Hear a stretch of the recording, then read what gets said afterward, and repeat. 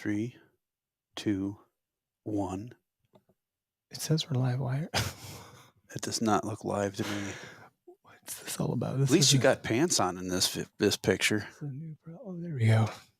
Ready? This is the Okayest Hunter podcast. Never pass on shooter bucks, because that's just meat in the freezer. It's your tag, you hunt how you want. This is Okayest Hunter.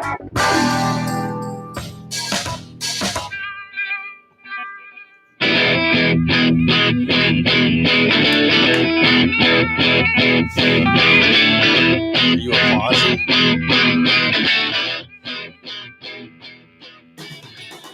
Just make my life easier on the editing.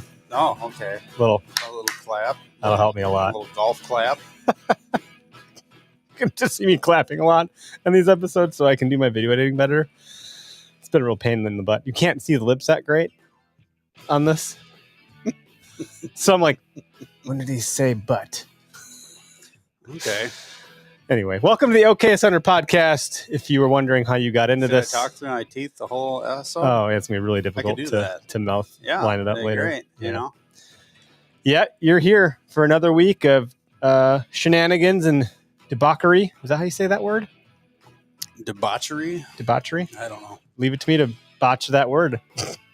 Anyway, thanks for joining us tonight. We are live in our Okayest Hunter podcast studio, brought to you by and presented by Spartan Forge, spartanforge.ai. Use code OHP. You'll save 20%?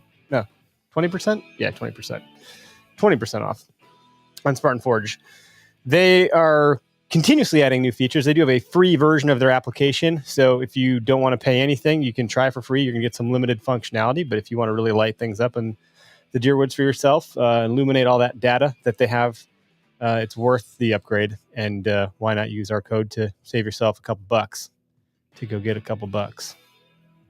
And Vector Custom Shop is one of our partners that we enjoy a lot. We talk to our partners a lot. Like I make a point to talk to them on a pretty regular basis. Everyone's pretty busy, but their arrows are custom built to your specifications. They have insert-outsert systems that are fitted to their setup tightly. It's like all one unit now, kind of. I mean, not really, but kind of, right? It's come a long way since their first iteration. Yeah, they went away from the two-piece component to a single-piece component in the front. Which is what we all have. I'm still shooting the a single-piece component in the front. One would hope anyway, right? Yeah, and they have broadheads, which I got to shoot and kill the buck that I got this year with the VBS, a variable broadhead system. Variable blade system. Thank you. Yeah, well, hey, you can call broadhead if you want. I'm sure they won't be mad. And then what are these ones, Greg? These ones are called something else? Yeah, the 3-blade. The 3-blade. Yeah, we talked about these last week a little bit. Still working on trying to get them to tune right. Very durable. I just watched some guy on YouTube do a full-on review of those, and he beat the crap out of them bad. Like he was shooting them into cinder blocks through metal. John Lusk by chance? I think so. Yeah, that guy does a fine job of torture testing anything that you can screw on the front end of an arrow. Yeah, he put them to the ringer, and they look brand new at the end. I think it wasn't until he actually ran it through the cinder block that it started to finally get a little chewed up. But other than that, they lasted save great. the bricks, you're not shooting them anyway. You're shooting hopefully meat and bone. Yeah. So yeah, and then Latitude Outdoors, those guys are fantastic. They make a great product. They have a lot more products coming to market, which I'm not going to talk about for fear of saying the wrong products until I can talk to Alex and figure out what I should be talking about. We're going to talk about what we can talk about, which for me, I use their 2-piece saddle. It's the Method 2. Derek's got the single piece. You got the 1-piece or the double piece. The 2-piece. Yeah. The Method 2. Yeah, it's good when you want to cover the upper part of your body. Oh, yeah? You're speaking from experience? Yeah. That's cool. That lumbar support we don't want you falling out of your tree stand. No. Safety first, though. The products that they use are top-notch. Nothing goes to waste. They're all silent. It's all silent. You wear the bottom on your head then? Yeah. Okay. That's the only way to do it. It's like the people that wear the life jacket in the water on their butt so they can float instead of on their chest. Yeah, I could see you doing that. Yeah. You don't want to fall on your head. It's the same thing. Doubles as a helmet. But it's all silent. There's no metal on anything on their saddles. So like it's silent. There's magnets. If you have a Ford, aluminum body truck. Don't try to stick it to your truck like I did. It doesn't work.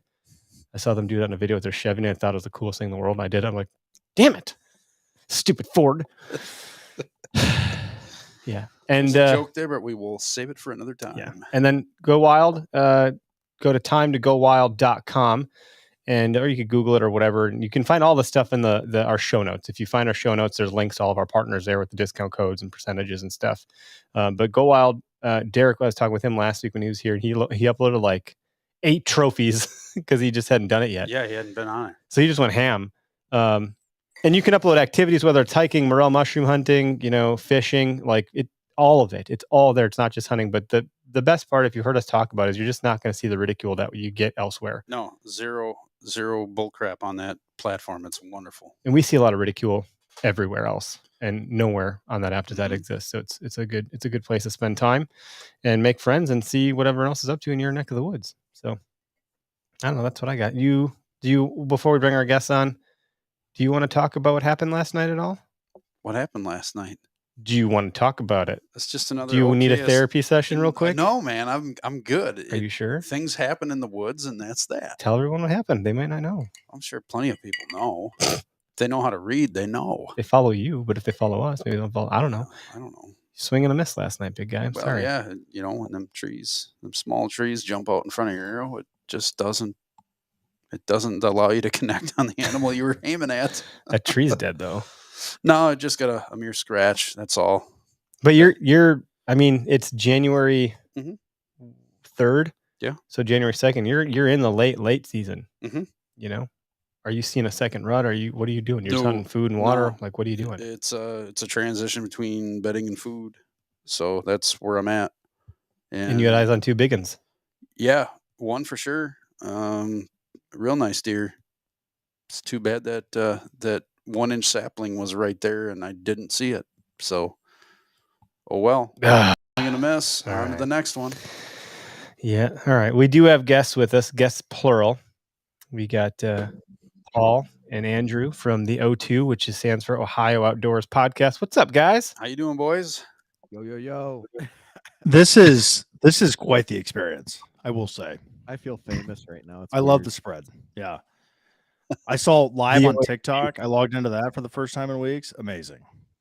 Oh, hey, yeah. Hi, TikTok. We don't touch the phone, but it's all the way over there. We're there. Yeah. Guys, thanks for having us, man. We're excited to be here. So thank you very much. I'm excited to have you guys on because you're podcasters, which makes our job as podcasters really easy because it'll be fun banter back and forth, and it'll be Except when you're trying to very set up and we can't figure out the mics. That's just standard, though. Yeah, that's months. It's just is podcasters, you guys will understand this. Like you get a guest, you're excited to have them on, and you get about, I don't know, 15 seconds into the first answer, and you're like, oh God, what have we done? Because the answer is like 8 seconds long. And you're like, I got to pull an hour out of this person. So no, I got a couple beers in me, man. I'm going to be super chatty tonight. So you just point us in the direction you want to go and let's get together. Oh, look at that. Look at Muntz. I got, you got the koozie. You're official. look at that. Andrew's rocking the buffalo plaid fleece flannel koozie. It's a mouthful. It's a Don't you got have a silo in there. potted cow, though. Yeah, you don't want that anyways. Oh, we got folks showing up in the chat. I'll just put a couple on the screen. We got Braden. We all love Braden. He's a good guy. We got Tom in here. So Braden cut beware. Howard off, though. I don't know. I think he might have stepped down a little bit in my book. If he shaves his head completely like me, then I think he'll step up in my book. No, we got to meet in person last summer at the Half Rack event. I don't even know where the hell that was. Somewhere in like near Racine, Wisconsin. And Waterford. There you go. Waterford. Yeah. Geographically, I'm just going to tell you, you go to Watertown looking for that event, you're going to be a little far off. Not going to happen. We did a podcast together there with Dan Matthews and you guys and a DNR warden. It was a show. We were drunk, I think, all of us, and just eating pizza. And it was you guys hot, and we got what? You guys got the warden sauced? I know he was the only professional one out of the I think it was one of those situations when you're sauced and then like everybody else to you is sauced, but realistically, they were probably stone cold sober and just laughing at you. But I had That's fun. all right. It was That thing great. saw the We light. talked about I never shared it. it. Did. We talked about hunting kangaroos, which was probably like the highlight of my podcasting career. So Wallaboos. wallaboos, whatever. Don't start that shit again. It's one of those marsupials. So, all It's right. not real. I think we follow you guys, you follow us. I think some of the people that listen to us listen to you and vice versa. But for the few that are on the fringe that maybe don't, why don't one of you guys just kind of take the mic and talk about who y'all are and what you're all about and all that jazz? Paul, you want me to give me the background and then you can tell them where we're at? Yeah, absolutely. All right. So this whole thing was just this crazy idea. And one day I'm listening to like the Sportsman's Nation at that time. They had an Ohio show, and the guys that were doing the Ohio show, they said, hey, we're going to call it quits. So I sent Dan Johnson a message, and I was like, hey, man, what are you going to do about this Ohio void? And he said, I don't know, you want to do it? And I'm like, well, I don't have any podcast experience, audio. I'm a really crappy hunter, but I talk to people for a living. And I knew my friend Paul, who also liked to talk to people for a living. And he tended to be much more into the turkey world, where I like focus most of my time on the whitetail side of things. So I was like, Paul, you want to do this? He's like, hell yeah, man. So we sent Dan a few like demo episodes, and I've told the story a million times, but Dan's thing was like, look here, man, this is how it's going to work. You're either A, going to be good and I'm going to put you on. B, I'm going to give you some criticism. You're going to take it like a man. Or C, I'm going to tell you, don't ever talk to me again. And so we sent him some demo episodes, which we have found in the vault, and they're terrible and will never be released. But next thing you know, we were on a podcast network, and now we are where we're at. So yeah, and I mean it's been a lot of fun, man. So I mean our show, the heart and soul about it is, we like to say we're Ohio focused, but we're nationally relevant. And our whole thing is we're not good hunters. We're dumb, right? We have our moments where we're good, a little bit of success here and there. And kind of the whole like spirit of our show is we get people that are really good at what they do, whatever that is. And we ask good, entertaining questions and try to bring the best out of the guests, for each episode. It's not us, we're not the stars of the show. It's the people that are there, man. We just kind of drive the train. So it's been a lot of fun. We've met some really cool people. We get to do stuff like this, which is a lot of fun. We've met, the guys that Go Wild have been great, and just some of the people we've met in this industry. So that's what it's about, man. Having fun, good, fun, entertaining conversations. So it's kind of you guys are O2 in a nutshell. O2 in a nutshell. You guys are, what'd you say, dumb hunters?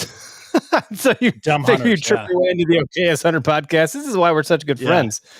Yeah, You guys exactly. are career. No, so Yeah. how did you guys' season go? Like, in the whitetail woods, I guess specifically. Is it still going? What is it like in Ohio? Did you hunt out of state? Tell us a little bit about how did it go for you guys? So I guess I'll go because mine isn't my emotional roller coaster wasn't as good as Andrews. Andrews had a really good season, and I'll let him tell the story. But I haven't killed a deer since like 2018. I got out of it. I just stopped enjoying it. Quite frankly, I'd put a ton of pressure on myself to shoot big deer, and I wasn't. And so I just quit deer hunting. I started waterfowl hunting. I really enjoy that. I've always turkey hunted. So this year, getting into this podcast, I'm like, damn, I actually got a deer hunt. Like that's all people care about, right? Is deer hunting. So I felt like I had to do it. And we'll say I had a really good time. Started saddle hunting this year. And so just mediocre, October, November, mediocre, didn't, shot at a couple deer, missed with my bow. And I drew a lottery hunt. Sorry, I was reading that comment from Sean Strait. I didn't miss it. Sorry, Sean, say that again. But yeah, so I drew a lottery hunt on a wildlife refuge in Ohio. It was a 1-day firearms. It was actually the beginning of waterfowl season, and it was on a marsh wildlife refuge in Ohio, northeastern Ohio, and it's right along this big public duck hunting waterfowl marsh. And I killed 3 deer in 18 minutes. So that's how my day went. It was stupid. It was stupid. It was, because yeah, it I'm was. sitting like 400 yards from him, and it was just like 3 minutes in, boom. I'm like, is that you, Paul? Yeah, doe down. And then he's like, should I buy another tag? I'm like, dude, yeah, we're 3 minutes into this. Buys another tag, looks up, boom. I'm like, dude, Yeah. we're 5 minutes into this, and there's been Yep. 2 shots, and he's like, I know, I got another one. Yeah. He's like, should I buy another tag? I'm like, yes, we're 5 minutes into this. You need to. You're allowed to kill all you want. Just so he, Yeah. I don't know, what was it? 15 So- minutes after that? Yeah. So yeah, total of 18 minutes. So it was a controlled hunt. So it's little, if it's brown, it's down, right? So they're trying to manage an overpopulation in this wildlife refuge. So it didn't count towards my state totals. So I just had to have a tag for each deer. I shot 4 deer that day. I killed 2 bucks. I shot 2 does, recovered 1, wounded the 4th, which sucked, man. We couldn't find her. We tracked her forever. But it was one of those days in the woods, man. And when Andrew always tells me these stories, like, like my best days in the woods are the days when it starts out terrible, and I'm climbing this tree and I see headlamps, coming into the marsh behind me. And I'm texting him. I'm like, this is bull crap. This place sucks. There's freaking duck hunters everywhere, which I'm a duck hunter, but I didn't want to shoot around these people. And so I'm just hanging from the tree, man. And it was like he said, 3 minutes after first shot, it was boom, boom, boom. And man, what a day. So we had a ton of work. We had to drive 3 deer out of that place, which was pretty sweet. But so that was my my dumb luck hunting hunting a marsh. Eric, you want to know how many deer I saw that day? I saw I'm 3. guessing you The I was gonna 3 say dead ones that Paul shot. yeah, 3 dead ones. And which is crazy. I shot at a 5th, right? I'm like, nah, she's 175, 200 yards away. I'm on a hot streak. I'm gonna send one at her, see what the hell happens. Never walk away from a heater. Yeah, clear miss. But yeah, man, that was my deer season. I had a blast. Shot a really nice buck. Yeah, man, really, really good. So Muntz and I got a chance to go up to Drummond Island, Michigan with Bobby Herda from Wicked North Gear and Glenn Reich, who is he works for Kelly Brand Management. A lot of us know him. He helped out with the event that we were all at in Wisconsin. Great dude. But we went up there, man, and had just an unbelievable experience. For 2 boys from Ohio, we don't have very many bear run-ins, and we had a bear run-in like every night up there. So His name's pretty Terry, yeah. Terry the bear. Scary Terry. Scary Terry. That's a good story. Jump in, dive in, Muntz.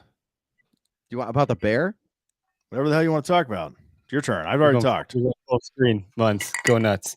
This was making me nervous, man. All this camera stuff. But no, I did have a roller coaster. So like, I don't know, man. We could be on here for like 6 hours, but I ended up with 5 deer, and my biggest goal going into the year was to get a buck with my bow. I've been bow hunting for 12 or 13 years, and it was honestly, it wasn't one of those situations where I've passed deer just because they weren't big enough or anything like that.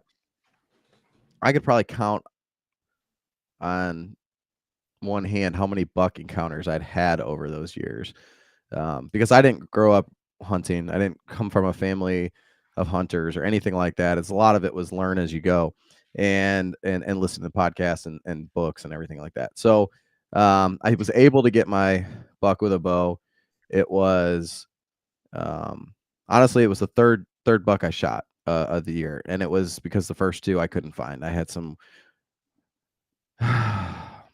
tough shot placements. Tough. The one I still don't know how that one didn't, like, I went back and looked at the video, and the arrow, it should have been right through there. It was covered in gut matter, so that one was tough.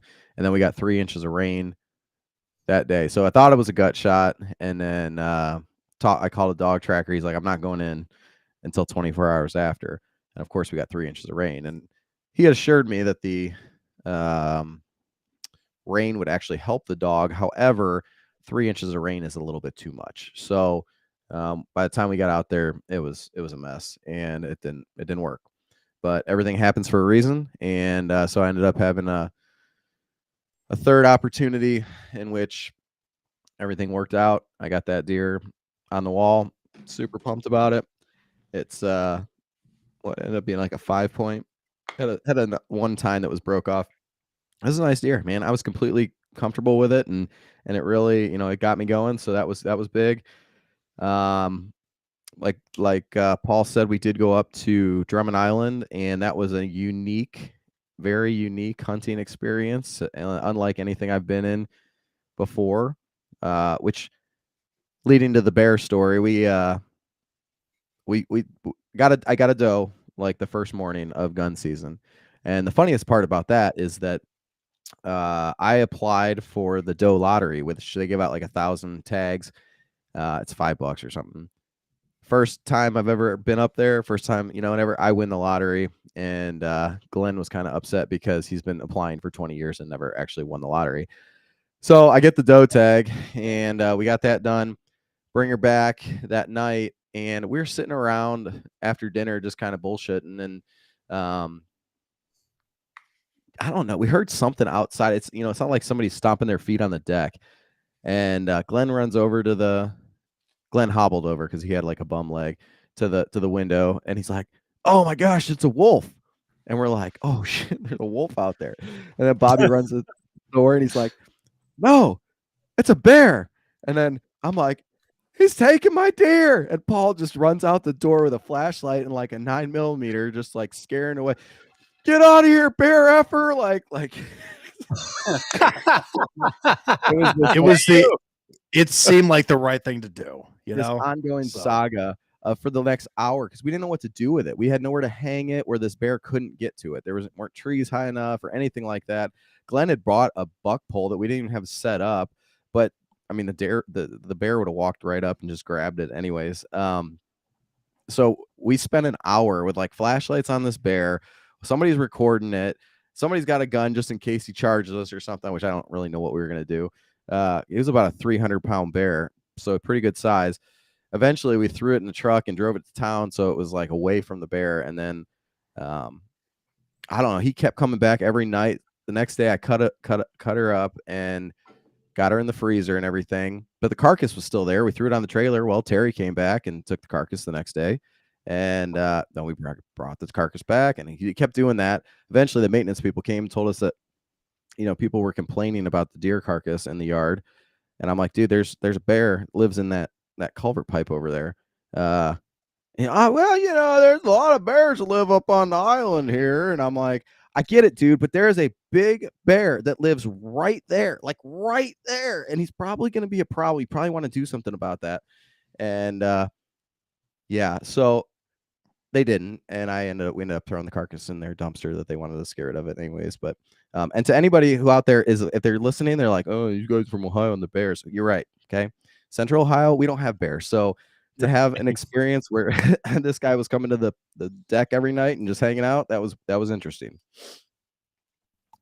I haven't had that experience before. I mean, it's funny. We had I think you guys had Giannis on your show, and we had him on ours a couple weeks ago, and he told the bear story that I think everyone has already heard. So it was new to me. I hadn't heard it from him, like from the horse's mouth. It was interesting to hear a bear strolling into camp like that. They're big animals. They can do damage without lifting a finger. Big difference though between a grizzly, yeah, on an Alaskan island versus sure, a black bear on a island in Michigan.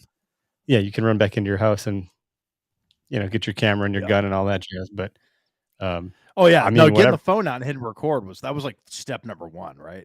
Step number 2 was thinking about like, okay, am I going to get eaten by this bear? But I did not. So yeah, you scared up by the bear. You just you handled business. Oh, he was. No, yeah, I definitely set the tone throwing out the Super Troopers reference. So we were good. We were tight after that. And Glenn's Army intelligence, he could have, you know, whiz kid that thing somehow. He could have figured something out. Poor Glenn, though, man. He had a bad wheel, and he was just like hobbling around. He's like, "Hey, God, I got to take a break. I can't do anything right now. My leg's about to go." So I don't know. Hey, Eric, I got one for you. All right, you ready? I haven't told a joke. Okay, it's a story. No. Okay, good. This is a bear walks into a bar. This is an Okayest story. Okay, so this is part of my roller coaster of the year. We went to Michigan, and I'm trying to think. We came back, then I shot my buck with my bow. Right, happiest day of my life, and as far as hunting goes. And for years, I've gone to Pennsylvania with some friends to a cabin that they own and built and all this stuff. And it was deer camp. And man, without getting too deep into it, that was, I think, my 5th deer that I had gotten. And, this group text that we had going was always about, well, I mean, it started as from deer camp. So to me, you share things about deer when you have this group text of deer camp. And most people in the hunting world, or like on Go Wild and stuff, they congratulate you or whatever. I got kicked out of deer camp after sending the picture of my buck. And because I have killed too many deer in Ohio, I got kicked out of Pennsylvania deer camp. And I don't get it. I don't understand.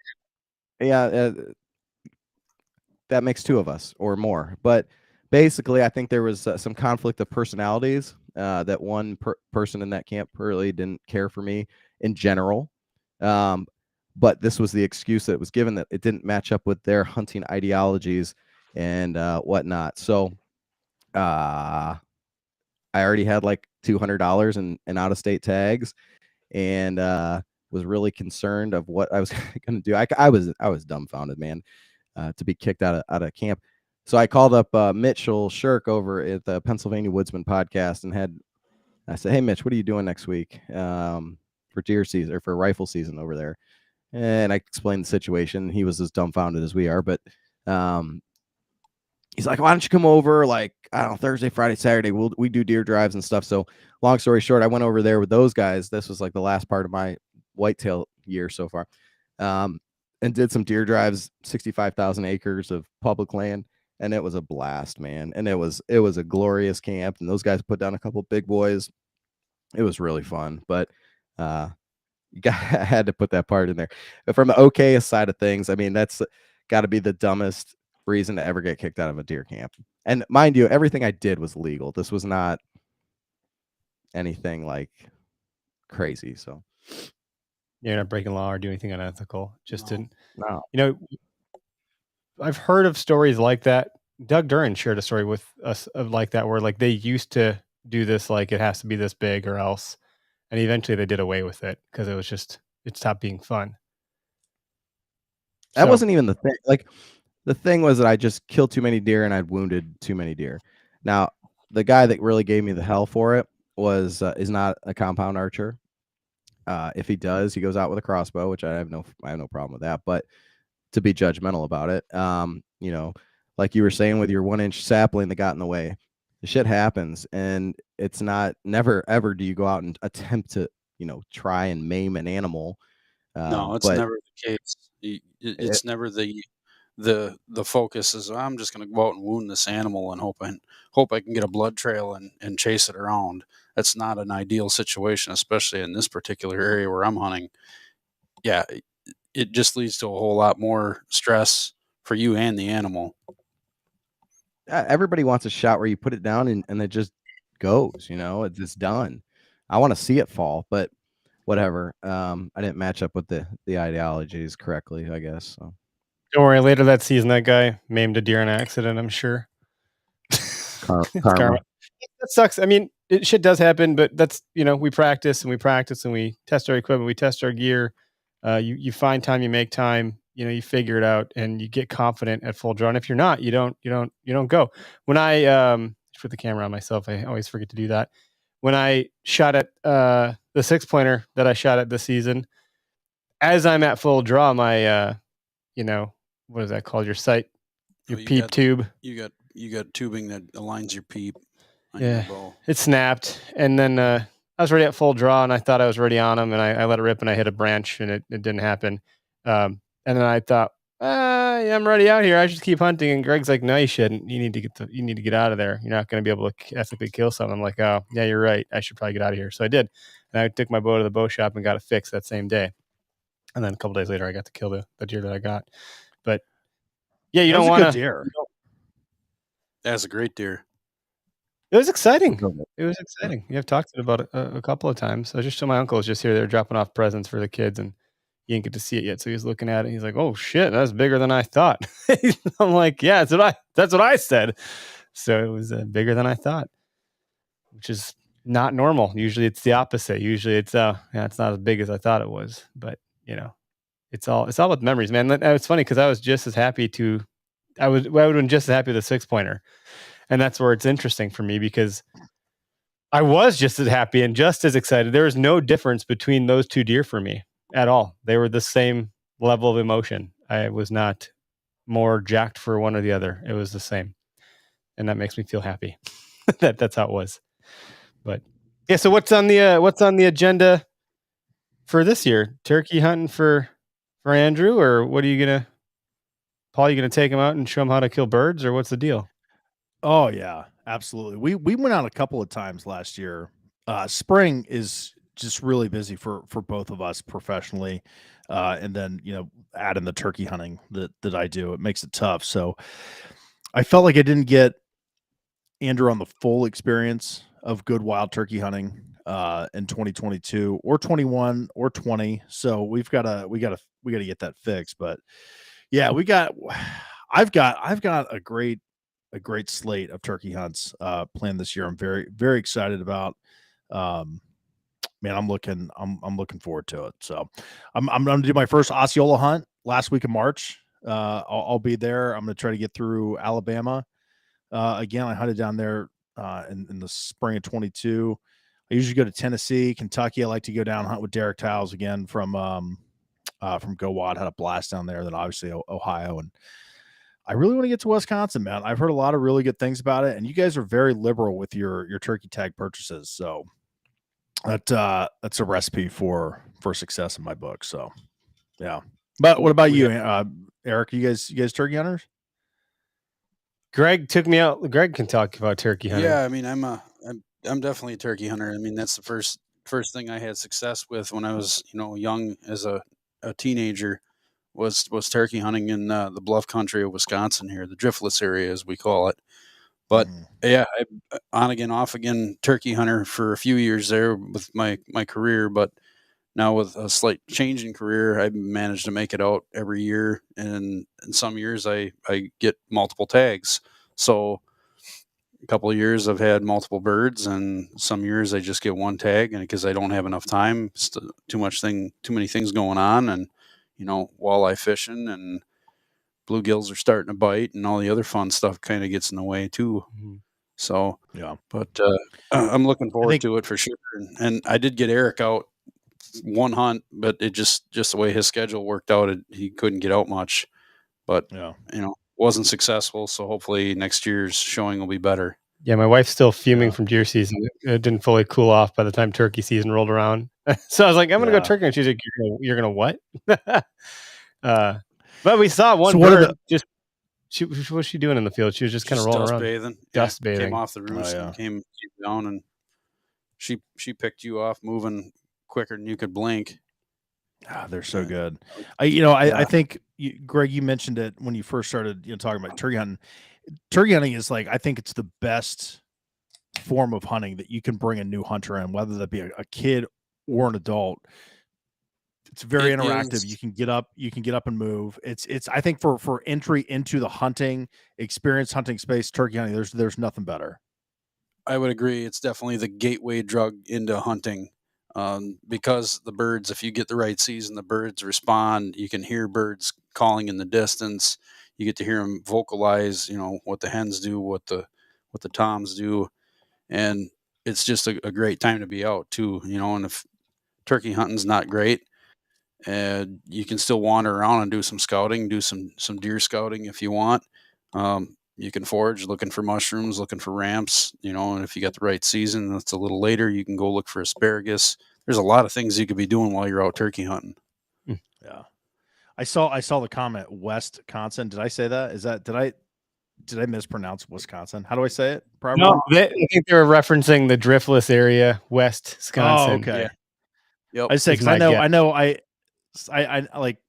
I hear everyone say Wisconsin differently. So I just wanted to make sure that I didn't sound like an idiot. Well, you did. I probably said that. For sure that's how I said it. Have another drink. Easterners will pronounce it Wisconsin instead of Wisconsin. Well, just like Wisconsinites will say Wisconsin. Oregon, and they're Yeah. like, it's not Oregon, it's Oregon. I'm like, bullshit. There's an O right there. It's Oregon. Okay, what are you talking about? Otherwise, it would be Oregon with an E. Oh God. Yeah. What's wrong with guys are people? good. Yeah, man. I'm ready for turkey hunt, dude. I think about it 365 days a year, man. I start planning next turkey season like the second week of June. You know, I think about it. And you know, unfortunately, I get to talk about it every day. You know, for work, I really fortunate about that. But man, this is the time of year. Like you get through the holidays, get through Christmas, and it makes it really bad. I walked outside today and it's 65 degrees and the birds are chirping, and I'm like, dude, it's get here. Feels like spring. Freaking get here. Yep. Absolutely. And I just start chomping at the bit, man. I play this game. I try to see how many neighborhood dogs I can get barking with a tube call. And my record is like, I'm going to say like 14 to 15 dogs at one time. So I'm thinking this year we've had some new people move in. I might be able to get to like 20. What's that? The one that you shake to gobble, or which one? No. That's a shake weight. Yeah. This is just one of the tube calls. Yeah. That's a shake weight. Shake weight. Yeah, exactly. That's what it looks like. Yeah. These things are super loud, man. Greg got me under that one hunt last year, and I bought every call you could get. Like I bought a bunch of. Dude, he came with everything from Call of the Wild. I mean, we're gonna coyote call, we're gonna call owls, we're gonna call. I don't know what else you had. I had a squirrel call. I had a crow call. I'm like, dude, we're turkey hunting. And it was just kind of funny because he totally bought it all, the complete goober package of every call you could possibly. I think they even threw a kazoo in there for him for free. You want your kids to get in the outdoors? Just get some calls. My kids love it when I bring the calls out. They just go gonzo over it, and it's so fun. So then your wife is ready to kill you, and she's I bought her own mouth call also because I was like, she was making fun of me because first of all I was gagging. I was like I couldn't do it. Can't little bird lips. And you can't call yeah. So then I got her one because she was making fun. I'm like, bullshit. Here, you try it. If you're gonna make fun of me, why don't you try it first? So she did. And she gagged, which was hilarious. But then she was doing it, and I could do it better. I was like, see, I can do it better. You got to practice. And I was all excited that I could do it better than my wife. So Paul always has this idea that I need to take my elk bugling tube down and just start hammering on that in the middle of turkey season just to see what happens. It'll shock up. They've never heard it. Like it's gonna pull a shock. They're just like, oh, what the hell was that? Blah, blah, blah. Like I think it's genius.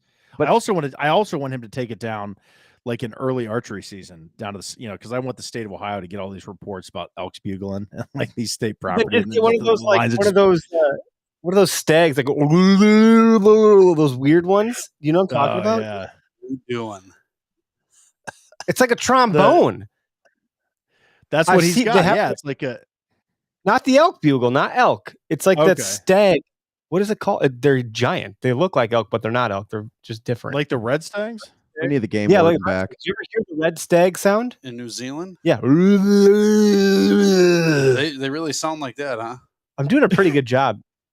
I'm not kidding. It's like an angry man taking a dump. Hold on a second here, guys.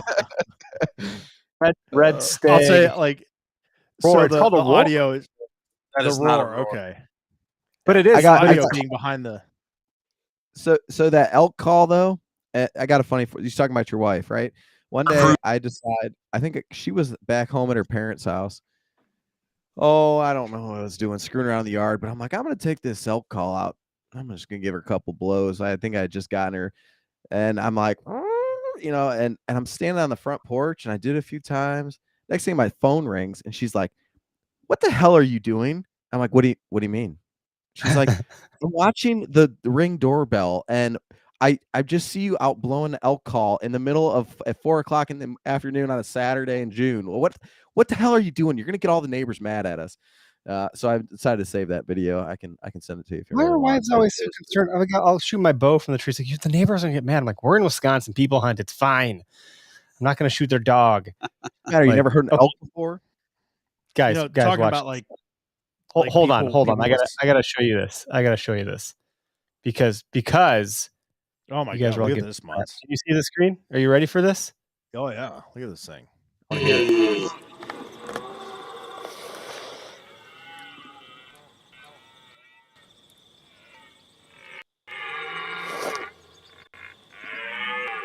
Looks like me after the Buckeyes game last weekend. He's gonna do a big one, I think. That's exactly. See, what I did a good job with that, guys. Come on, You did. correct. I mean, did you see where you paused that? Look at what sound this like you dude's working with. You see this? Oh man, Look, that thing's good pause. Look at that guy. man. That would scare the hell out of me if I was hunting and I heard something like that pop off. I mean, I don't They like have, it. Like the barn owls, and they start hooting and hollering. I hate those things, man. Greg can do a great owl call just with his Not mouth. a barn owl. A barred owl, you can. No, A barn. like the screech owls, where they just kind of like give you a quick little scream. Yeah, Yeah, no, Is that's it zombie barred owls. or barn? Barred. Bard. Like Barred There barred owl. probably wire? is a barn owl. There is barn owls. Those Yeah. things scream pretty loud, but But the barred one Oh, is the who man. cooks for you. yeah. Yeah. Mm. So That's you were my talking dad. about like people in Wisconsin being like comfortable with, hunting and shooting bows and dragging deer out. One of the things that I was amazed when we were on our way to Drummond going through like the UP, we'd see all of these little towns on our way up there, and they would have like public buck poles. And I didn't know what the hell a buck pole was until we were on our way up to Michigan. And the one thing that I'm fascinated with, like we'll just call it the Northland. So, Wisconsin, did I say it right? Minnesota, Yep. the UP of Michigan, and even Yep. Anything Um, north woods, you're gonna see buck poles. Yes. Yeah, like but like the culture that surrounds like that area of the country is fascinating. And we just don't get that. Like we were watching the news on opening day of rifle season in Michigan, and the news had the hunting forecast for the week for the rifle opener. And they were talking about hunters and all. You do not get that in Central Ohio. You don't get that anywhere in Ohio. And I thought that was really neat, man. The buck poles, I want to bring that down south, man. We need to bring that back, or we need to bring it to Ohio, Andrew. We also watched Escanaba into Moonlight like 3 times. Oh, We classic. figured out that everything is 100% accurate to the Accurate. UPs. Yes. So who was Jimmer in your camp? Bobby, because his e-bike took a shit, and Was he about to get yeah, his e-bike like it didn't work. It didn't work when we were up there. It just the controller was out, and he was on the phone with like the company and everything. Got home, worked perfect. There's some UFO. There's some UFO stuff going on there. It was crazy. It was crazy. E-bike shook a shit. We'll have the phone lines open. I have the number on the screen if anyone's watching. TikTok can't see the number, but it's 262-757-4122 if you're watching on YouTube, Facebook, or Twitter, I think is all the places. The tweeter. You can call in if you got questions, comments, concerns, complaints. That's all we'll take here. If you got a story you want to Do share, it. we're happy to hear it. I did have someone message us on Instagram saying they wanted to call in. I said, yeah, about 6:45 Central Standard Time. We'll open up the phone lines. They've been open. Still, we figured we don't get a lot of calls this time of year. I think there's like this short window of time where people call in. But I also Everybody's think, ice fishing, man. yeah, maybe. But I also think just people are nervous to call in, or there's some, how many people want to call into a radio show, right? It seems awkward. Maybe we make it awkward. I don't know. We probably do. You are the Here, king. I'll Weird. Don't be afraid. I can make it awkward. So I know one Even other on the phone. guy. I know one other guy up in Wisconsin. I work with him, and when we went up for that thing, the half rack event, I texted him. I said, "Hey Wayne, guess I'm up here in Wisconsin." Oh, where you at? I said, "Waterford." I dated a girl from Waterford one time, rocking body. She was a total dime piece. Have fun, and that was it. I was like, "All right, I guess we're in a great place here in Waterford." So that was it. Yeah, great. Thanks. that was it. Like he stopped the conversation after that. So There's nothing left to say at that is point. a little awkward. You should text him back like the next week. Hey, I met that girl. hey, this is also the dude that one time I was like, "Hey, I heard on a podcast these guys referring to their friend named Cocaine Wayne," and he's like, "I swear to God, it was only one time, and it was the worst game of tennis I ever played. I'll never do it again." I'm like, "Wayne, I did not ask you to admit to doing cocaine, but thank you." I had a buddy once that said, "You ain't drunk unless you shit your pants," and I've only been drunk once. I'm like, well, all right. Then I say that all the time now, but it's not true. I've never shit my pants while drunk. I've only done it sober as a baby child. Anyway, You ain't trying hard enough. I don't know what I'm trying to do. We had one of our reviews on iTunes is like, these guys try to be funny. I'm like, no, we don't. No, we we know don't, we're dumb. we don't try We to know be we're funny. a couple of dumbasses. It's fine. They try too hard to be funny. All right, well, that's how you take it, I guess. I'm always amazed, like the negative reviews that people leave, about podcasts, and it's like you try to be funny. Ours was, well, the language has gotten worse we had a couple guests on, some Ohio State football players, and one of them used the F word just very liberally throughout the interview, and in excess of 100 times. You got to just start saying, hey, man, you can't do that on our podcast, all right? Okay, Muntz, figure that out immediately. So let's incorporate that. But this guy gets on like leaves us a review. Like the content's great. I love the show. But the language has been getting worse. 2 stars. And I'm like, dude, who takes the time out of their day to just go do that? Like I don't understand that mentality. And these guys try to be funny. I mean, the Instagram page a DM or a Facebook message and say, hey, love your stuff.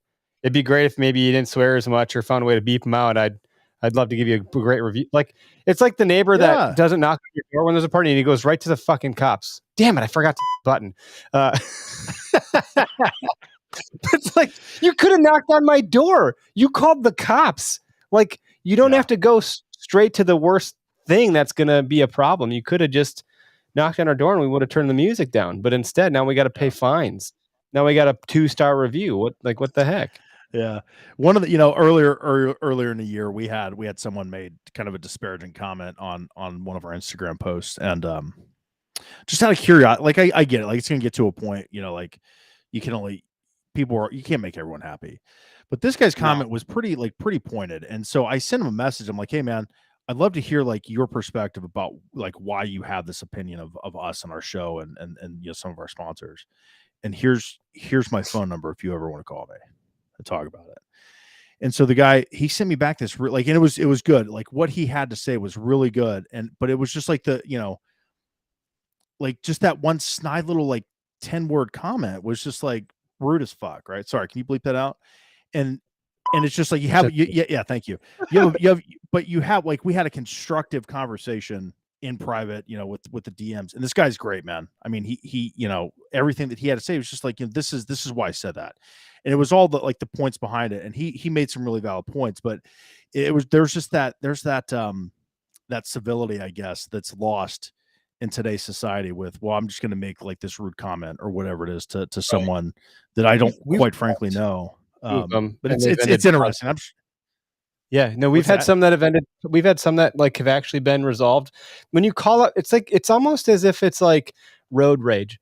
When you're in a car and there's another person in the car, you don't see the person, you see the car, and you'll say bad things, you'll do weird stuff, and some people take it way too far. Social media is like road rage. It's removing the human component. But if you get out of your car, which I don't recommend doing, and you go talk to that person, things are different. Now you're at a human level. So talking to that person on the phone or like sending them a response that's not on their level and asking them like for feedback, you can soften it up a little bit. Like the response for us that I've learned, and I pulled this from like Stoic philosophy, is to not attack the person that attacked you, because then their guards go up and then you're never going to resolve it. And you might just be dealing with someone that's, like the Dark Knight movie. Like, some people just like to watch the world burn. Some people are just out there trolling to troll. We got a troll on TikTok right now that he will not stop trolling us in the worst way possible.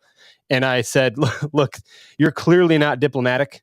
And if you want to keep trolling us, I'm not going to block you, because I'm not going to report you, because then you're going to report us and we're going to have a problem. But I will add your comments to our content calendar, and we're gonna make content from your stuff every single day, and you're gonna become the star player of our brand and our stuff. Yeah. So keep it up, pal. I'll just use it for fuel for the fire. Like, I don't care. I'm not gonna let it get to me. But I think so what is the world's biggest troll just entered the chat. So, Brad, I'm here to troll. I'm here to troll. Look at his picture. Even a picture of that ugly guy. No, I'm just kidding. Brad's great. It's easy to be a keyboard cowboy, and hide behind the screen and type away. And it's also easy to lose things in translation. And that's where it's important to have conversations. If if you're really a good human being, you will go behind the scenes and talk to somebody through a DM or, give them the phone number and have them call you, and then you can kind of see where they're coming from with it. It just makes the world a better place then. You guys want to take a call with us here? Sure. Yeah, absolutely. I can't say no. It's your show. We got James Hayden on the line, talking about his late What's up, season man? deer hunting. Welcome to the show, man. You're live. How's it going? Oh, what's going on, brother? Can you guys How are hear you guys him? doing? Yeah, I can hear you. James, what's happening, Good. man? We've had issues in the past, so yeah, welcome to the show. So you're doing some late season hunting for a long time James, listener, first time. James, caller, are I you the think. troll? Are you the troll? Yeah, we talked on Instagram a little bit ago, brother. Yeah, good. Yeah, that's right. You did say. So you're calling in. What do you got, man? How's your season going? Well, it's kicking me in the nuts so far. I've got a couple squirrels to my belt. I'm starting to get better at this bow hunting thing. I'm kind of new to it. I'm new to the tree stand hunting game, so I just got my first light mobile setup, and What state are you hunting? I'm wondering is how Ohio. I'm from southeastern Ohio, brother. Do you listen to these guys, the Ohio Outdoorsmen? No, this is my first time hearing of them. I think but, you guys just got a new listener. But go on, I'll let I you hope ask your so. question. Apparently, we have a marketing problem too. So, James, welcome. That's my fault. when late season comes in, do you guys focus more on bedding or more on food, and why? Greg, can you take this first? I'll do my best. Depending on how cold it is, like here in the north, food is king. You know, I knocked on 2 does last Monday, and those deer were keying in on the food like middle of the day because that was the warmest part of the day. Where you're at, I mean, you probably don't get colder than maybe 20 degrees. You might get into the teens every once in a while, right? So I was in negative degree weather last week okay. when that big snowstorm came through. Sure. And likewise with us, we had some pretty cold weather. So when you know it's going to get that cold, it's not the worst to be on the food, but be there early. Now, also take advantage of the snow, and you can backtrack where those deer are going or coming from. And then you'll be able to find where they're bedding. And, you know, it'll change too with the weather change. Like if it's cold and they don't have any pressure near the food, guess where they're going to bed? Pretty close to the food. So it's probably really not answering your question because there is no right or wrong way. It's always changing with the conditions. And that's where I find scouting is always key to be successful with deer. That's the best way you can really put it. I mean, I've been learning a lot about accessing places because seems like this time of the year, you can blow deer out of an area super quick. Certainly. Like just one little mess up can mess up an area. Yep. And you're at the later part of the year where those deer have seen plenty of people. They've been pressured, especially if you're hunting public. And even if you're hunting private that has other people hunting it, those deer kind of know what's going on there. And if you got an area in there that doesn't have a whole lot of human scent or none at all, and all of a sudden you run through it and, you know, you're leaving a scent trail, then that'll change within a couple days. Their activity will change. What about you, Muntz? You got Are anything? you guys familiar with? I figured I'd give Muntz an opportunity as a guest on the show to answer because he's from Ohio and he's the resident deer hunter on their podcast. It doesn't mean I'm very good at anything, but all right, man. Are you can public tell a or lot. private? Hunting public land or Right. private land?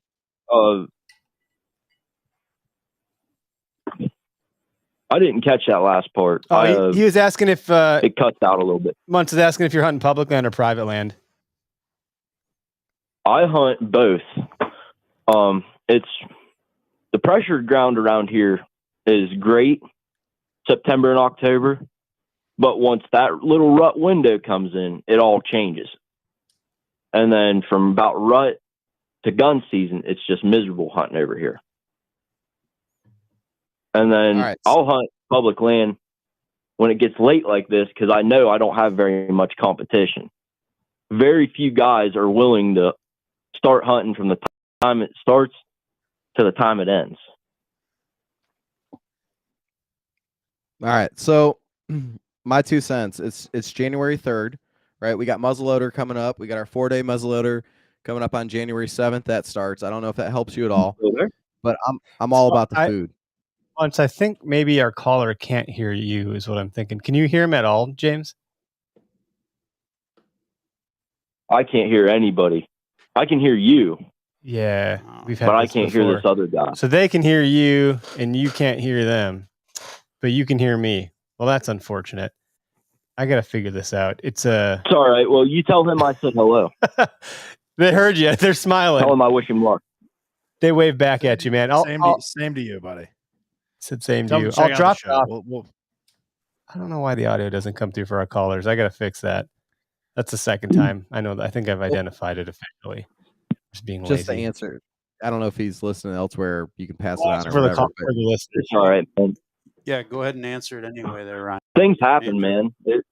It's you know, we all try to be perfect, and you know, everybody falls short. So it's all right, man. If This audio is the truth. cuts out, audio cuts out. Don't beat yourself up about it. No, I appreciate it. We'll drop you off for now. Listen to their answer on YouTube or in the podcast. And if you call in next time, we'll get this fixed before we do another show. So thanks for the call. Appreciate it, bud. All right, brother. You're welcome. You guys take care and good luck on your season. Thank you. You too. James, good luck, man. So what I was Alrighty. going to say though, we got muzzleloader coming up, so we do a 4-day muzzleloader hunt if that helps him at all. But I'm with you, sticking on the food. I'm private land in Ohio. You can bait if that's something he's into. I throw a bag of corn out in my backyard just to see what shows up for the most part at this time of the year, and I sent it to group text the other day. But man, that thing was lit the other day with all kinds of deer. I had huge. I called them a gaggle of does, and my wife's like, "Are they? Is it a gaggle?" I'm like, "No, that's geese." That's not a technical term. So a whole bunch of does, and then not much later after that, I had a couple bucks in there together. You know, kind of bachelor grouped up again. So I'm on the food bandwagon there. Yeah, it's hard to beat food in late season because that's really their driving factor. I mean, the Bucks have come off of running hard for, you know, half of October and all the way through November and part of December. They're bachelor grouping up now, at least that's what I'm seeing too. And the does are all together with the young bucks, you know, the spikers and the forkhorns from what I'm seeing. And food is king. You know, guys that are hardcore big buck killers, they'll probably say otherwise. You know, they're looking more to hunt beds and they're looking for one particular buck, but usually they've scored on it by now and they're not hunting too far into late season like we are. I've never targeted in late season. The only buck I've targeted is the one that gave me a shot opportunity. Right. He was in my target for about 4 seconds. No, duck hunting. I'm with you, man. Yeah. No, so what's new for the podcast in 23? You guys got any plans? Anything special, new, interesting, exciting, boring, dumb? You know, I think for us, we took kind of a, I don't want to say a lull from, and I'm going to use air quotes here for people that are just listening, but the big name guests, and a lot of the shows were just us. You know, getting people to commit to a podcast during deer season is like impossible. I don't think we realized how hard it was. This year we've got, you know, we last year we did some really good turkey content. You know, this year I've got a lot of guys coming on that are just really good turkey hunters, good storytellers. We're going to talk about that. You know, we're going to dive into some research projects that are going on here in the state of Ohio in the turkey woods. So we're going to highlight some of that. You know, I think for this year, man, like and same with you guys, you just keep listening to your shows. You try to get better and better, ask the best questions. We've got a podcast, hopefully like a series lined up, where I've orchestrated probably 6 or 7 different interviews. Brad, we'll see you, buddy. Thanks for your time. There's a serial killer in the state of Ohio back in the 80s and 90s that was targeting hunters and anglers for about a 5-year period and killed 9 people. So we've got a lot of the people that were instrumental in bringing that man to justice through the investigators, FBI agents, DNR officers, prosecutors, sheriffs. So we're gonna start recording that. with just a lot of phone talk and conversations and emails back and forth. So really looking forward to that. That's going to be, I think, February timeframe. We're hopefully get that out. So that's going to be a barn burner. And then we're going to roll right into turkey season, man. Talking turkey, March, April, we'll hit it hard. But I think for us, it's just getting good conversations, man, good people to talk, and they don't have to be superstars. They don't all have to work for Meat Eater or Drury Outdoors, because there are super interesting people out there that are damn good hunters. And those are the people that we're always looking to find and looking to talk to. So. Yeah. And we're going to, I mean, from like traveling and different things, we're heading out to ATA. So we're going to go out there and see what's going on. We'll be out at the Great American Outdoors Show, pulling a little You guys hose. are going to the Great American Outdoors Show? Jeez, that's a long show. Yeah, and we'll be out there for a couple days, I think, and then what do we got? I think I'm gonna run down to Oklahoma and do a little hog hunting at some point. We got a little walleye fishing on the books, and yeah, I'd like to get a turkey this year, Paul. We went past that, but I had enough experiences that I'm ready. Time to go. Yeah, that's good. I'm glad to hear that, man. And I'll see you guys at ATA. I'm gonna head there next week. I took off of work. I'll drive out early on Wednesday to Ass Cracka before dawn and make it there in the morning, and I'll head out first thing on Friday. I'm just gonna be there for the Wednesday and the Thursday, and then that'll be it for me. But it'll be nice to see everybody. I enjoyed it last year a lot. Also last year I was really fortunate. I was able to sit down with Michael Waddell at ATA and get him on the podcast, and that was like, that's not going to happen again. I don't even know how that got orchestrated or organized. It was the boys over at Waypoint put that together, and I don't think anyone's willing to help me out again. just one and done. You're burning on water. I'm like, can I get Waddell again? They're like, yeah, you might need to probably not Waddell, but we can get someone for you. I was like, oh, okay, so not Waddell.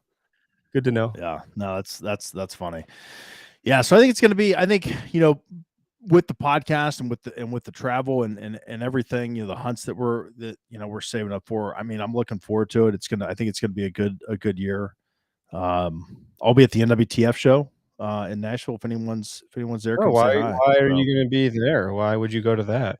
They forced me to be there. So yeah, I love it. I don't know if Paul can say it, but I will. Paul works for the NWTF, so I can say it. Yeah. Let's go look. Yeah, I don't want to say it. I wasn't sure.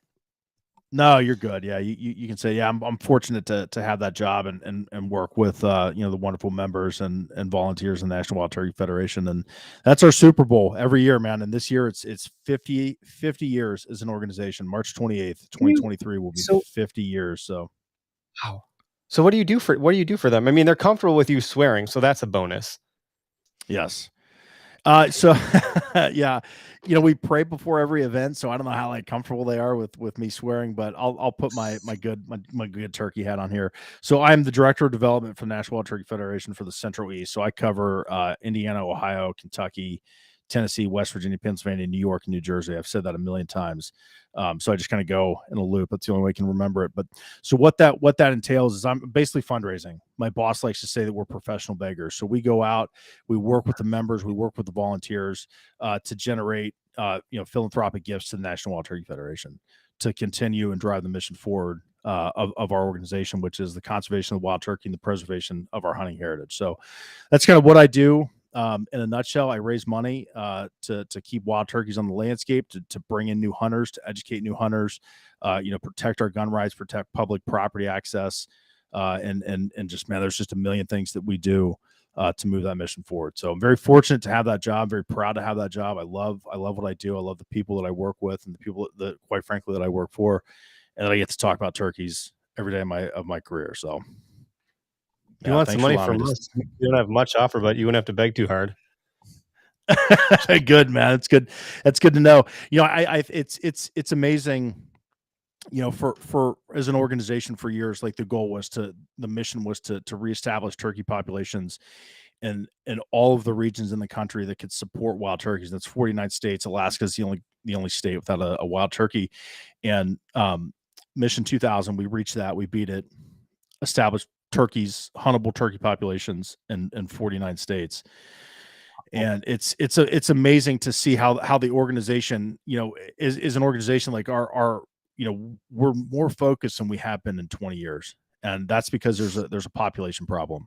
And a lot of your listeners in Wisconsin might not think that, but you get down into the Southeast, out into the West, even in Ohio, Pennsylvania, Ohio in the spring of 2022, we dropped our bag limit from 2 turkeys to 1 turkey because of 3 consecutive poor hatches in the spring and poult survival rates in the spring. So there is a population decline across many parts of the state: Wisconsin, Minnesota, northern Michigan, Dakotas, Montana. Those are kind of isolated. I've heard Michael Chamberlain, who is the Wild Turkey Doc on Instagram, is smarter than I could ever possibly be. He says that your time is coming in those states. And there's a lot of people that are really smart. There's a lot of organizations that are really like, what's that? I'm sorry to interrupt you, but it's kind of already here in Wisconsin. We Okay. don't see the amount of Yeah. turkeys. I mean, and depending on where you're at, obviously in downtown Milwaukee, where they're a problem, they don't hunt them there. They don't, Yeah. people want them to be friendly pets until Some big ones they're come to my attacked- bird feeder every year. until they're attacking the mailman or the neighborhood kid, Yeah. But some of the huntable areas, because they are being managed, if you want to call it that, the populations aren't as high. Yeah. Yeah. There's it's, with the wild turkey populations in the country, it's death by 1,000 paper cuts. There's no smoking gun. And as human beings, we want to place blame on one thing, right? Like, well, the turkey populations are down because of this. This is the shining example. And it's raccoons or weather or whatever the hell it is, but it's a multitude of things. And the biggest problem, Facebook user, more raccoon trapping needs to happen. Yes, it does. And we'll talk about that. Thanks for bringing that up.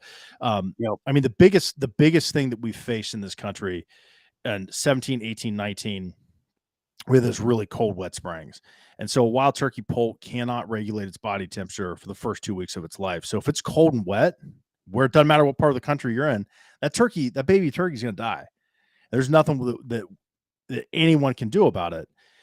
And so when they're weaker, they're more susceptible to predation by raccoons, snakes, owls, crows, whatever it is. So there's a lot of things. In Ohio, we've had 2 really good springs.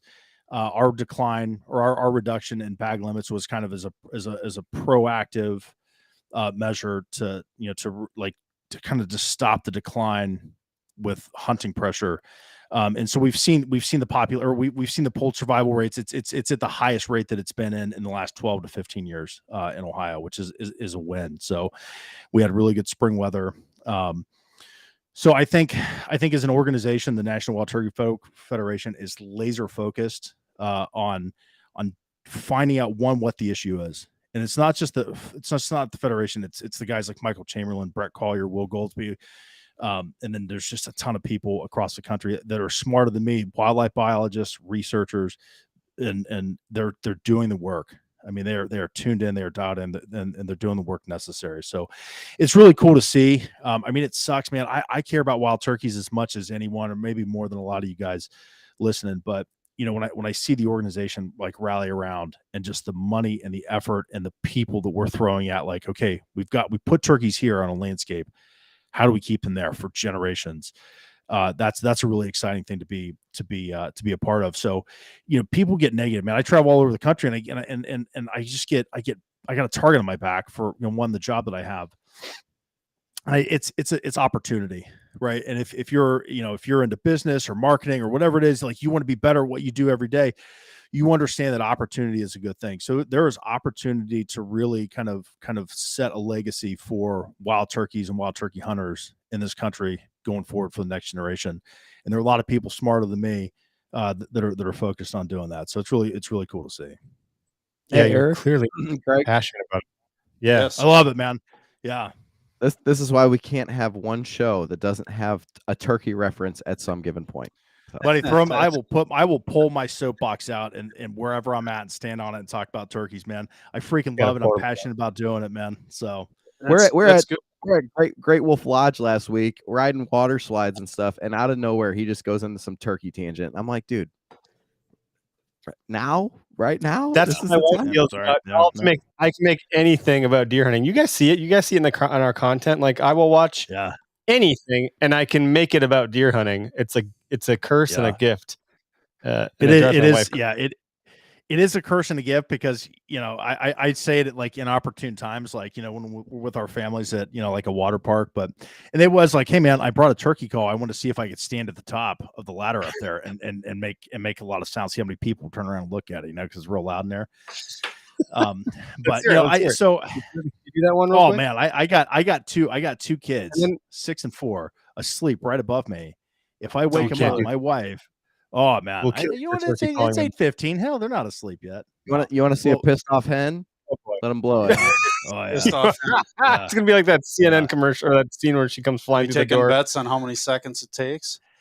Oh, time dude, she starts stomping on the floor or something. I'll time it, Paul. Ready? Yeah. No, I'm not He doing wants to that. do it. So It won't take Yeah. long. He's already had a couple of drinks. See, we could probably convince him to do it. There's listeners listening. They want to hear the turkey call. I want to hear the cannon. yeah, the cannon. This is my favorite, man. The tube call and I don't know. I'll try not to destroy your podcast with too much turkey talk in January. But The Okayest Hunter podcast. The bar is set very low. There's no destruction. You can't destroy Yeah. something that's already in shambles. So one Yeah.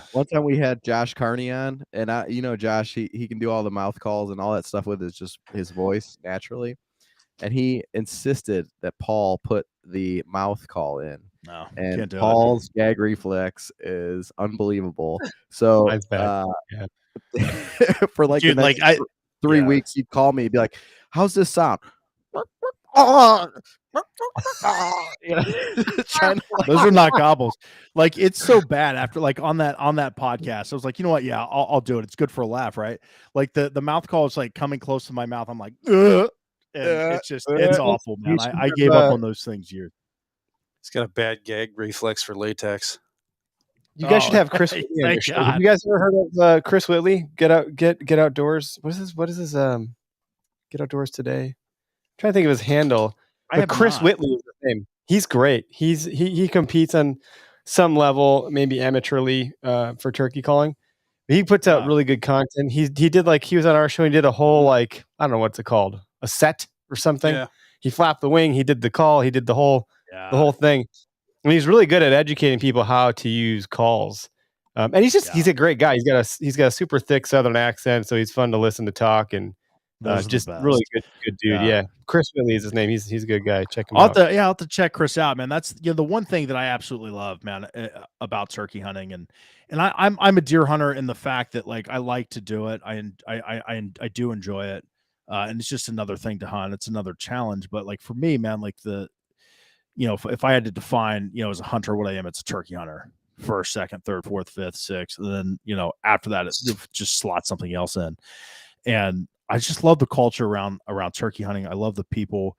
You got guys like Chris Whitley, and man, it goes on and on. With the people that are passionate about it, and I think the one thing that I enjoy. I was talking to Brent Rogers, who unless you're a turkey nut, you're not going to know who this guy is. But he's just he's a biologist. He's a wonderful dude. He's got the largest collection of wild turkey hunting books in the world. I mean, it was stuff back to like the 1830s. He's got accounts of Daniel Boone hunting. I mean, it's really neat. Scott Ellis Brayton has been on our show on the O2. Awesome dude. I mean, he's as good as they come. Woodhaven, great caller.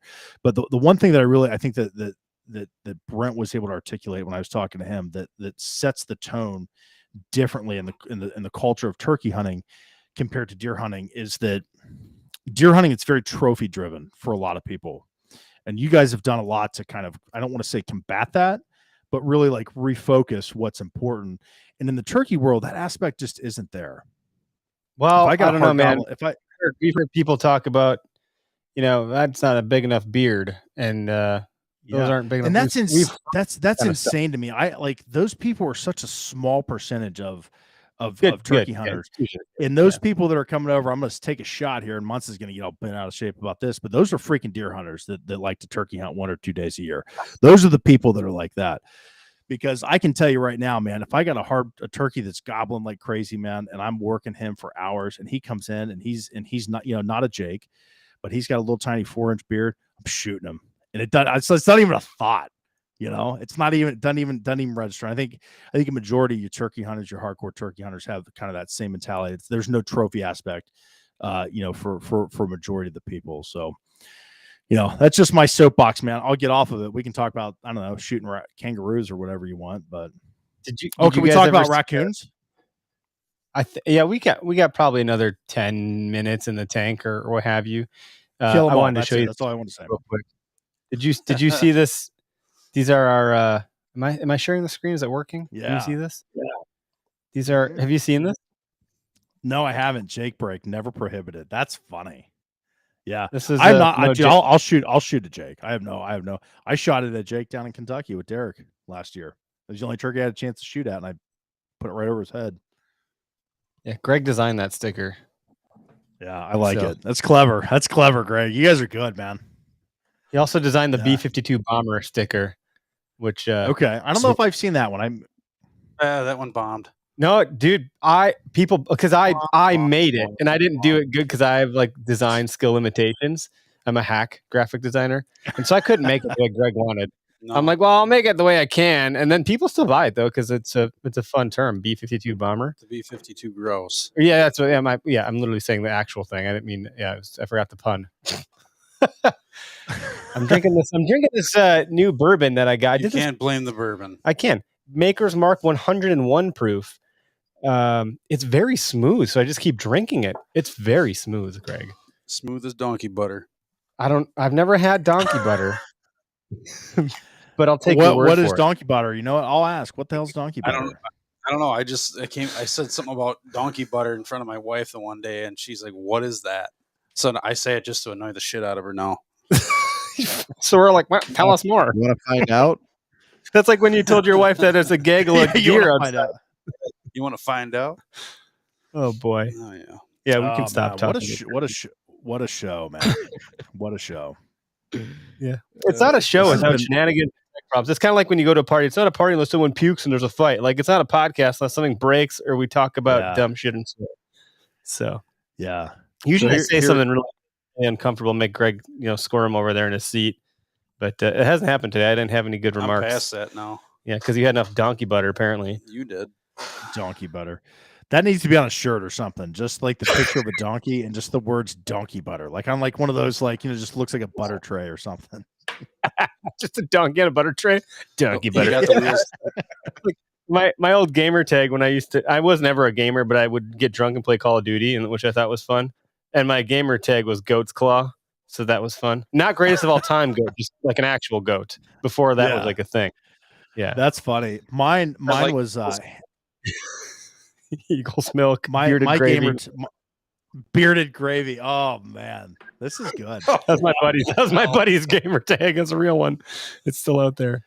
He played. Mine was hammer hanging was my gamer tag. Oh boy. Days of. Hey Paul, can you tell him how PG does this have to be? Can we tell the story about when you were on the Blue River? Yeah, I mean, so Blue River podcast. Yeah, Brett Morris. Yeah, I sent him a text and said you need to get on, man. Good dude. I don't know if he's watching, but I was fortunate enough to be a guest on his show, and Muntz and I had this funny back and forth. Andrew's company had released like a press release. They got bought out, and they had all this information about the buyout in the company, and he like edited it to say, oh, and Andrew Muntz works there, and he has a huge penis, which I thought was hilarious. That was the press release that Andrew edited. So we were trying out StreamYard for one of our things, and so I had put my name in as huge penis on the on the StreamYard. So I log in, and Andrew's like, ah. So like 3 weeks later, man, I log on to Brett's, and I log on to the show, and it's like huge penises enter the chat or whatever the hell it is.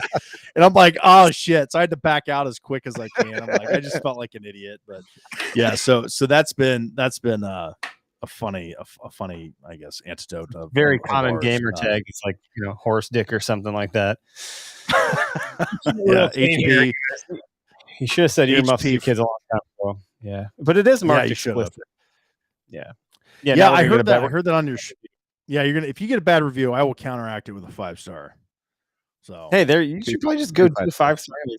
We can't get people to write iTunes reviews. I don't know if it's because no one's on iTunes, but they're still the lion's share of listens when I look at the stats. But I don't ask for a review. I used to all the time. No, leave us a review. Now I'm like, whatever. If you're gonna leave one, that's great. I get really happy when I see them. And it's just rare. I do too, man. I asked for a review on this week's episode that airs, just so that like that first 2-star review isn't the first thing you see, because that for whatever reason. Yeah, that guy. You can't leave them on Spotify unless you actually listen to the podcast. Like if you try to rate someone's podcast and you didn't listen to it, Spotify will be like, you can't do that. You got to go listen to it first. No, which I think is nice. iTunes doesn't do that. You could just go start. You get the download and listen and the review. And the review, you get both. All positive. Yeah, positive on the. Well, assuming it's a positive, people could say nasty things, but it hasn't happened. What was that one that they said we don't like it because you're not funny or something? And I was like, okay, we're not like comedians. And then the other one was like amazing content, terrible audio quality, and that's when we had terrible audio quality. I was like, rough. Yeah, you're not lying, but guess what? We can fix audio quality with some money. We can't fix bad content. Yeah, that was like my favorite review I ever saw. I didn't realize like how anything that you do in life takes effort if you want to do it well. And when we started this podcast, the first couple of weeks were kind of cool, and then it was just like because we wanted to be really good at it. And it takes way more effort to be good at this stuff. And we're not good, man. We're trying to be, but we're not there. And it's amazing, man, how much time and energy that we both put in. And I'm sure you guys put into it too. I don't think people realize. And then, when you get, shitty comments like, oh yeah, your audio sucked. Well, yeah, sorry, man. Like we're not Joe Rogan. Like, we don't have an unlimited budget. Yeah. We're doing the best we can, so not people have a little Amazon. Grace. From like they'll buy our shirts and like, why isn't this here? I'm like, because we're not Amazon. We had someone get mad at us the other day because like the post office lost their stuff. I was like, well, that has nothing to do with us, and they wanted a refund, which we did because we're like, well, we want the opportunity to make someone happy about our brand. So I'm not going to beg on the post office, which I could have, and then also not refund them. Like, look, you got to take that with the post office. So something happened with them. I don't know. It says that like we did our part, right? And once they have it, it's on them. But we're happy. What shirt do you want? We'll refund it, and then we'll get you another one. No problem. You always got to have an opportunity to show up and do the right thing for people. But yeah, people expect because of companies like Amazon, because of people like Joe Rogan, they expect that caliber of quality and expediency and on demand and blah blah blah. And I think that translates into deer hunting and turkey hunting and all that stuff. Like, I want to kill a 150 today. It's like, I want to Oompa Loompa now.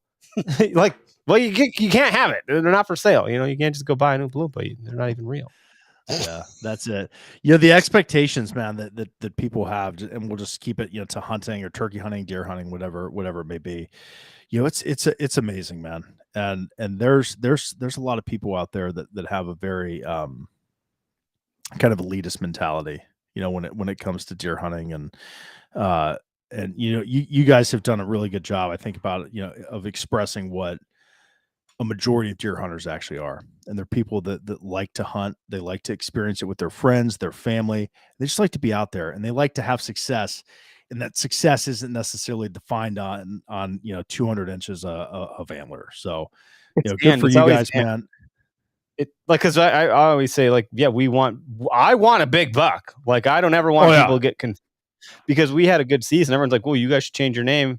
And it's all good hearted stuff to like the not the Okayest Hunter, but something else, because you guys did better than okay. And I'm like, you're missing the point. Like, that just happened to be the outcome, but we had 2023 is another year. Exactly. And of course I want a big one, but it's more than that. It's all, I always equate it to baseball. Like, you go to watch a baseball game because you want to tailgate, you want to cook burgers, you want to eat peanuts, or you want to drink cold beer from the guy that's walking around with the beers.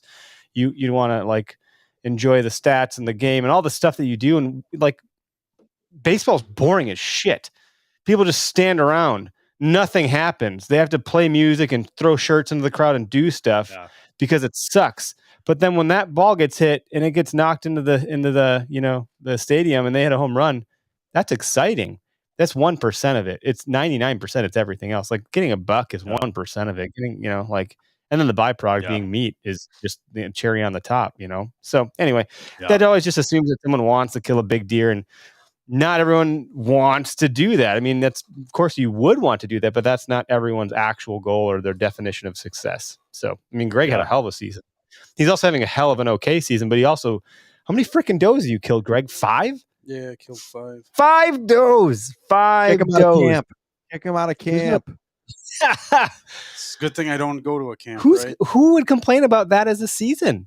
You know? Yeah, I mean, it's one of the better seasons I've had in a while. I mean, there you go. I think my best season was 6, but coupled with the bow. Actually, that one season I killed 2 with the gun and 4 with the bow. So some might say, you didn't kill a buck. Yeah, F that person. Because then I had a ton of memories, and I had a lot of venison to share with friends and family that don't get to hunt. Yep. And that's probably what's more important to me. You know, and like you said, love to shoot a big buck. And I'm not always putting myself in the position to shoot a big buck because, you know, I kind of like to fill my tags too and have that venison. Mm-hmm. Everybody's different. Everybody's got different goals, and why shit on them for it? Yeah. Doug Livervine, want my tag? It's still open, he says. He's in Minnesota. Braden Ware's offended. Not surprised you shaved your mullet. I'm just kidding. Yeah, now the baseball. I can tell. So my saying, when it starts getting sketchy, ripcord, dude. Let the parachute, let the wind take you. So ripcord, episode's over. Thanks, guys, for hanging out with us. Where do people find you? How can they get in touch? All the shameless plugs, give them out. Go Wild is our preference, and that's O2 Podcast. Then we've got Instagram, not by choice, but because we kind of have to, at the.o2.podcast. And then our website is the02podcast.com. So, and we're on the Sportsman's. The letter O, the number 2 podcast. Correct. Yep. And we're on the Sportsman's Empire with a bunch of other guys. So good stuff. Yeah, that's right. Because Dan, he never wanted to hear from you guys again, but somehow you weaseled your way in anyways. We did, man. As my wife puts it, you're the luckiest son of a bitch that ever walked the face of the earth. No. So yeah, she's probably right. Probably because you got her as a wife. I don't know who your wife is, but I'm sure that's the reason. Yes, exactly. Well, thanks, guys. Thanks for having us, man. Yeah, thank you. You bet. Thanks. Yes. We'll end the live broadcast. I'll go over there and turn TikTok off, and then we'll debrief with you guys for 2 minutes here. But thanks, everybody that tuned in and commented and that called, and also appreciate it, guys.